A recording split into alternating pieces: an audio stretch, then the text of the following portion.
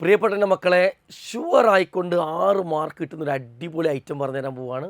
എടാ, ബയോഡേറ്റ എഴുതാൻ വേണ്ടി എന്തായാലും ചോദിക്കും. നമുക്കറിയാം ബയോഡേറ്റ എന്ന് പറഞ്ഞാൽ ബയാനത്തു ഷഖ്സിയ എന്നാണ് ബയോഡേറ്റയ്ക്ക് പറയാം. ഈ ബയോഡേറ്റ ഒന്നെങ്കിൽ നിങ്ങളെ ബയോഡേറ്റ ചോദിക്കും, അല്ലെങ്കിൽ ഒരു ഫ്രണ്ടിൻ്റെ ബയോഡേറ്റ ചോദിക്കും.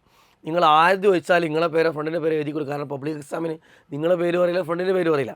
അപ്പോൾ നിങ്ങൾ ഇസ്മുൽ കാമിൽ എന്നുള്ളത് നിങ്ങൾ എന്ത് ചെയ്യുന്നു, ഒരു പേരെഴുതുന്നു.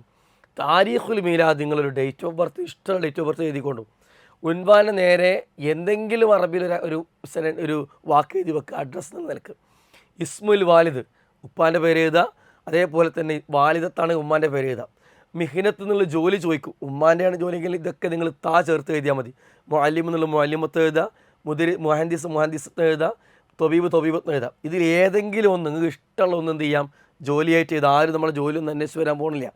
മറ്റൊന്ന് റഖമുൽ ഹാത്തിഫ്, അറബി അക്കങ്ങൾ ഉപയോഗിച്ചുകൊണ്ട്, അറിയില്ലെങ്കിൽ ഇംഗ്ലീഷ് സാധാരണ നമ്മൾ ഉപയോഗിക്കുന്ന റോമൻ ലെറ്റേഴ്സിൽ നിങ്ങൾ എന്ത് ചെയ്യാം, നിങ്ങൾ റോമൻ ലെറ്റേഴ്സിൽ ഏതോ ഒക്കെ അക്കത്തിൽ നിങ്ങൾ എന്ത് ചെയ്യുന്നു, ഫോൺ നമ്പർ എഴുതുന്നു.